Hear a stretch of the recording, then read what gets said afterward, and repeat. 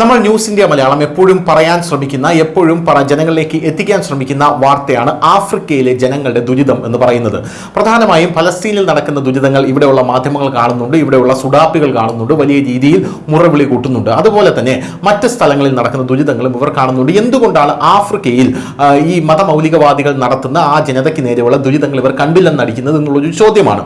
ആഫ്രിക്കയിൽ ഓരോ ദിവസവും രാജ്യങ്ങൾ ഇസ്ലാമികവൽക്കരിക്കപ്പെടുകയും അവിടെ നിന്നും ക്രിസ്ത്യാനിറ്റി തുടച്ചു നീക്കപ്പെടുകയും ചെയ്യുന്ന ഒരു വലിയൊരു സാഹചര്യം അവിടെ ഉണ്ട് എന്നുള്ളത് നമ്മൾ വ്യക്തമായി മനസ്സിലാക്കിയിരിക്കുക. ഇപ്പോൾ സുഡാനിലെ ഒരു വാർത്തയാണ് പുറത്തു വന്നിരിക്കുന്നത്. ഈ സുഡാനിലെ പകുതിയോളം ജനങ്ങൾ, അതായത് ആ ജനസംഖ്യയുടെ പകുതിയോളം ജനങ്ങൾ പട്ടിണി നേരിടുന്നു എന്ന റിപ്പോർട്ടുകൾ നേരത്തെ പുറത്തു വന്നിരുന്നു. ഈ പട്ടിണിയുടെ മറവിലാണ് അവിടെ മതപരിവർത്തനവും അതിന്റെ പേരിൽ ഭീകരവാദം വളർത്തലും എല്ലാം നടക്കുന്നത് എന്നുള്ളത് വേറൊരു പ്രധാനപ്പെട്ട ഒരു കാര്യമാണ്. എന്തായാലും ഇപ്പോൾ ഖാർത്തൂം എന്ന് പറഞ്ഞ സ്ഥലത്ത് നിന്നാണ് ഈ വാർത്ത വന്നിരിക്കുന്നത്.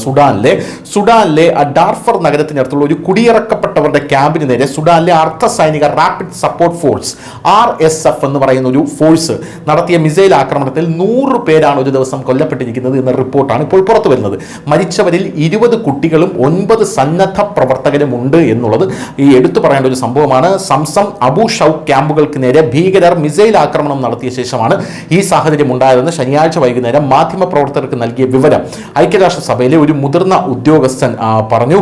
വടക്കൻ ഡാർഫർ പ്രവിശ്യയുടെ തലസ്ഥാനമായ അൽ ഷഫറിന് സമീപമാണ് ഈ 2 ക്യാമ്പുകളും എന്ന വസ്തുതയിൽ നിന്ന് തന്നെ സുഡാനിലെ സ്ഥിതി എത്രത്തോളം നിയന്ത്രണാതീതമാണ് എന്ന് നമുക്ക് കൃത്യമായി മനസ്സിലാക്കാൻ സാധിക്കും. എന്നിട്ടും ആക്രമിക്കപ്പെടാൻ സാധ്യതയുണ്ട് പല ക്യാമ്പുകളും എന്നുള്ളതാണ്. വെള്ളിയാഴ്ച രാത്രി ആരംഭിച്ച പോരാട്ടം ശനിയാഴ്ച തുടർന്നതായി UN-ന്റെ പ്രാദേശിക മാനുഷിക കോർഡിനേറ്റർ ക്ലെമന്റൈൻ സക്വേ സലാമി പറയുന്നു. അതിൽ മിസൈലുകളും ഉപയോഗിച്ചിരുന്നു എന്നുള്ളതാണ് പ്രധാനപ്പെട്ട കാര്യം. ഈ ആക്രമണത്തിൽ റിലീഫ് ഇന്റർനാഷണലിന്റെ മെഡിക്കൽ സ്റ്റാഫിന്റെ ഡോക്ടർ കൊല്ലപ്പെട്ടു. മഹമ്മൂദ് ബാബക്കർ ഇന്ദ്രിസം മെഡിക്കൽ സംഘത്തിന്റെ തലവൻ ആദം ബാബക്കർ അബ്ദുള്ളയും മരിച്ചതായി സുഡാനീസ് ഡോക്ടർമാരുടെ യൂണിയനാണ് ഇപ്പോൾ അറിയിച്ചിരിക്കുന്നത്. ഈ ക്രിമിനലും പ്രാകൃതവുമായ പ്രവൃത്തിക്ക് RSFനെ രാജ്യത്തെ മെഡിക്കൽ യൂണിയൻ കുറ്റപ്പെടുത്തിയിരിക്കുന്നു. 2 വിഭാഗങ്ങളാണുള്ളത്. RSF എന്ന് പറയുന്ന ഒരു വിഭാഗമുണ്ട്, അതുപോലെ വേറൊരു വിഭാഗവും അവിടെ ഉണ്ട്. ഈ 2 പേരും തമ്മിൽ അതിഭീകരമായിട്ടുള്ള പോരാട്ടം അവിടെ നടക്കുകയാണ്. ഇസ്ലാമികവൽക്കരിക്കപ്പെട്ടു കഴിഞ്ഞു ഏറെക്കുറെ. ഇവർ പോരാട്ടം നടക്കുമ്പോൾ ക്രിസ്ത്യൻ പള്ളികളാണ് കൂടുതലും ലക്ഷ്യം വയ്ക്കുന്നത്. അതായത് ഈ RSF പോലെയുള്ള ഈ ഭീകരവാദ സംഘടന അപ്പുറത്ത് നിൽക്കുന്ന മറ്റൊരു ഭീകരവാദ സംഘടന ഇവിടെ ഭരണം പിടിക്കാനായി വിഘടനവാദത്തിനായി പോരാടുകയാണ്.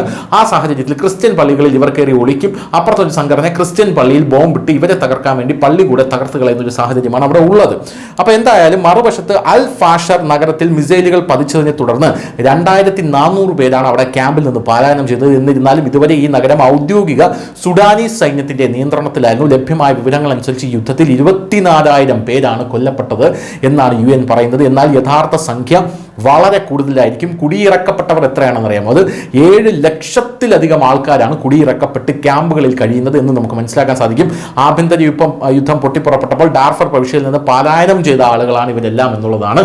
സത്യം പറഞ്ഞാൽ സുഡാൻ എന്ന് പറയുന്ന രാജ്യം ആഫ്രിക്കയിലെ പല രാജ്യങ്ങളും ഇതുപോലെ വലിയ ഭീഷണി നേരിടുകയാണ്. അതൊന്നും ചർച്ചയാക്കാൻ ഇവിടെയുള്ള മാധ്യമങ്ങളൊന്നും തന്നെ തയ്യാറല്ല എന്നുള്ളതാണ് മറ്റൊരു സങ്കടകരമായിട്ടുള്ള വസ്തുത. News desk, news India Malayalam.